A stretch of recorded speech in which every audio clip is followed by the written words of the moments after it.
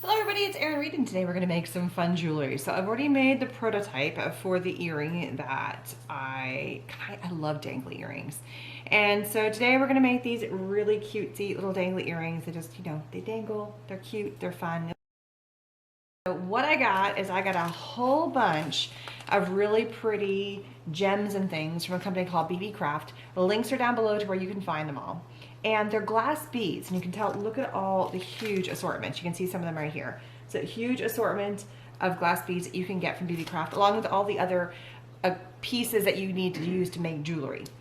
In fact, how cool would it be if we etched it? Now, here's a picture up close of all of these gems where one is etched and one is not. So let's see if you can tell the difference.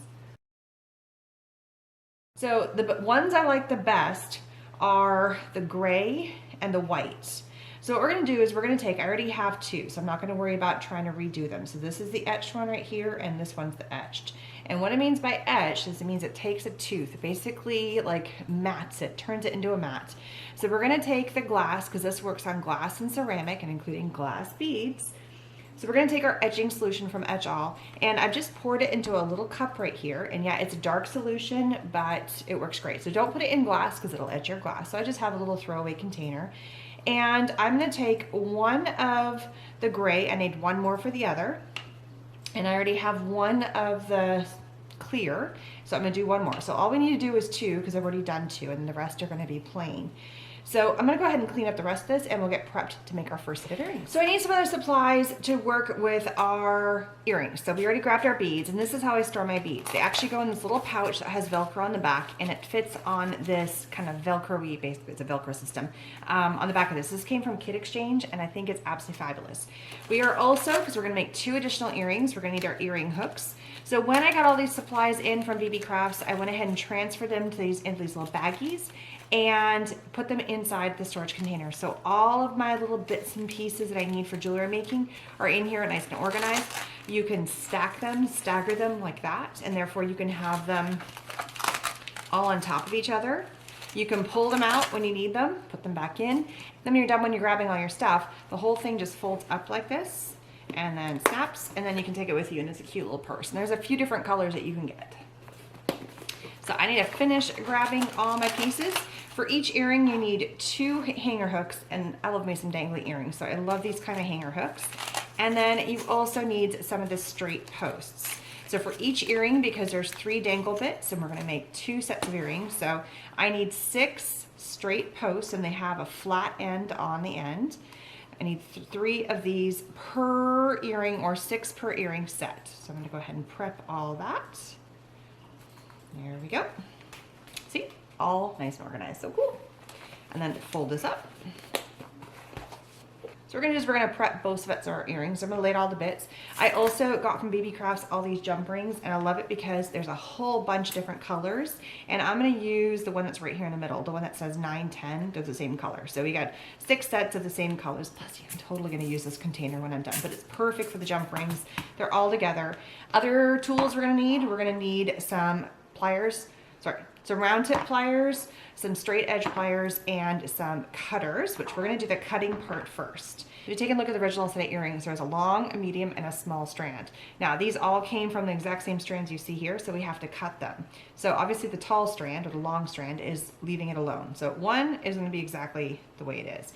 The second one, I'm gonna come in and I'm just gonna take a little bit off, and I just eyeball it. So I do is I come in and I snip. Of course that one went flying. Then I go in and I take the second one, and it only really matters per earring pair. I line up again, right where I had the first one. Let's see if I can do this without making, aha. If I kind of clip it in my hand, which I didn't do on the first one, then I snip it the same. So that's the second set of earrings right there. So there we go. Now I need to come in and I take the medium one. So the medium one I cut, and I need to go shorter. So just kind of eyeball. I'm gonna go about to there, right? Put that one back in the same frame and cut. There we go. Careful not to cut your hand. And the parts I cut off are about double the length. Now I'm gonna take the last section and do that again to get my smallest edge. Put that back.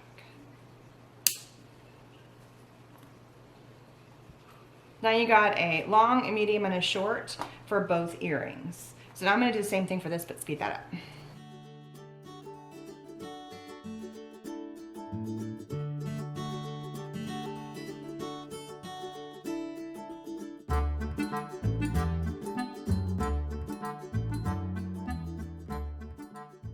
Piece we need besides our two that are curing, I already have the ones that were already etched, and you can really kind of see the difference between the white and how it looks so frosted and clear, and then also with the gray, it's kind of hard to tell far away from the gray. So all I'm going to do is I need 2 little jump rings for each earring, so I'm just setting myself up. If I have all the pieces sitting out, it really makes my life easier. So set all little pieces out. All right, so it's been 15 minutes. We're going to go ahead and fish out our 2 little earrings here, which are buried. There's one. And this is reusable. So there's our second. So what I'm gonna do is I'm just gonna open up my container here, and there's nothing else in here, and pour this back. Done. And now this is just trash. All right, so to clean these off, I just have a little bit of water. They're so small, you could take these to the sink, but I'm just gonna do a really quick wash on these. And since I have paper towels, we are good to go. Just kind of clean them off, get them all nice and clean. I'm just rolling them around to get them dry.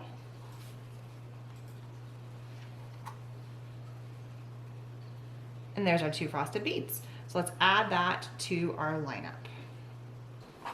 All right, so what I'm gonna do now is I'm gonna take these rounded nose pliers. They're both very barrel tipped rounded, and I've already done it for the first set of earrings. Basically, I've taken it and added a loop to the top.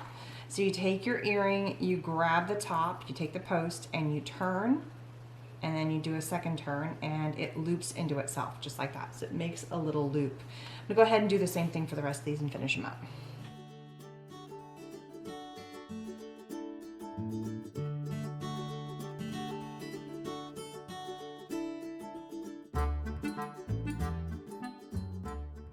All those are done. Now it's time to start layering them on to your jump ring.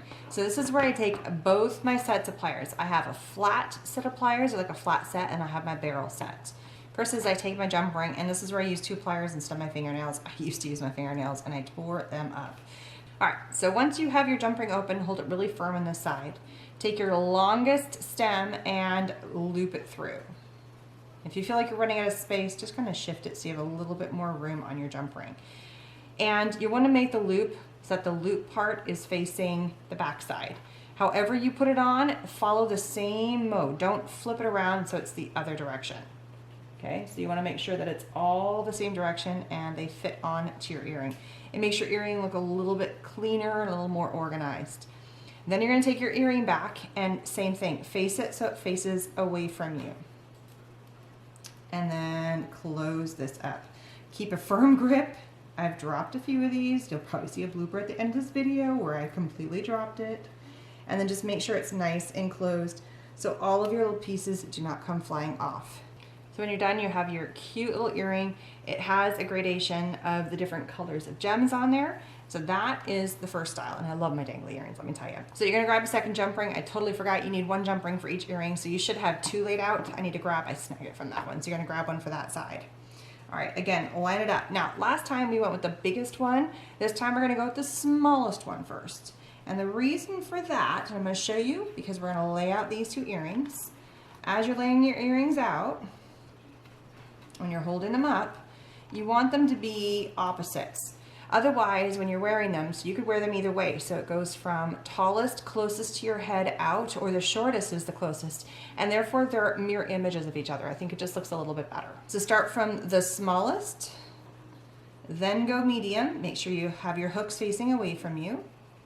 And then same for the earring. Have them all go the same direction and close it up. I'm gonna go ahead and finish up this set, and then I'll show them to you at the end.